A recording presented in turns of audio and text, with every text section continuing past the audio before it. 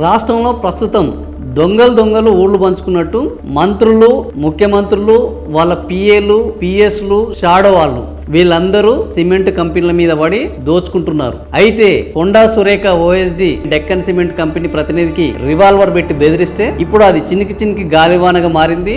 ఈ గాలివాన్లో కేవలము ముఖ్యమంత్రికి ఎంత ఇస్తారో మాకు అంతే ఇవ్వాలి అనే ఒక వివాదము ఈ రోజు బయటికి రావడము, రెండు వర్గాలుగా విడిపోవడము, అది బీసీ వర్సెస్ రెడ్డిగా మారడం. వాస్తవానికి ఇందులో బీసీలకు ఎలాంటి సంబంధం లేదు, రెడ్డిలకు ఎలాంటి సంబంధం లేదు. ఎందుకంటే రోహిన్ రెడ్డి, రేవంత్ రెడ్డి వీళ్ళు కలిసి వాళ్ళ యొక్క తప్పులను, వాళ్ళ బలహీనతను ఆసరాగా చేసుకుని డబ్బులు దండుకోవాలి. 300 కోట్ల రూపాయలు డెక్కన్ సిమెంట్స్ పైనేస్తే మమ్మల్ని రక్షించండి అని వాళ్ళు ప్రభుత్వం దగ్గరికి వస్తే రక్షించడం తర్వాత మాకెంత ఇస్తాము అని వీళ్ళు లెక్కలేయడం మొదలుపెట్టారు. ఈ లెక్కల వ్యవహారము కొండా సురేఖ దగ్గరకు రావడంతో ఆయనకి ఇస్తే మాకెంత ఇవ్వాలి అనే దగ్గర ఈ గొడవ మొదలైంది. కానీ వాటాల పంపకాల్లో వచ్చిన దాన్ని బీసీలకు, రెడ్డిలకు అంటగట్టి వాటి ద్వారా లబ్ధి పొందాలని చూడడము ఇంతవరకు కరెక్ట్. అసలు దొంగలకు బీసీలకు ఏంటి సంబంధం? దొంగలకు రెడ్డిలకు ఏం సంబంధం? ఈ బ్లాక్ మెయిల్లకు, ఈ వర్గాలకు ఏం సంబంధం? అసలు ఈ విధానం సరైందేనా?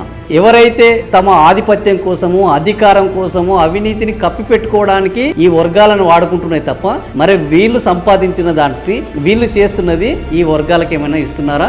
జనం ఆలోచించాలి. మరి మీరు ఇది బీసీలకు సంబంధించి బీసీ వర్సెస్ రెడ్డి అనుకుంటున్నారా, పంపకాల వాటాల్లో తేడాలనుకుంటున్నారా? మీ అభిప్రాయాన్ని కామెంట్ రూపంలో తెలియజేయండి.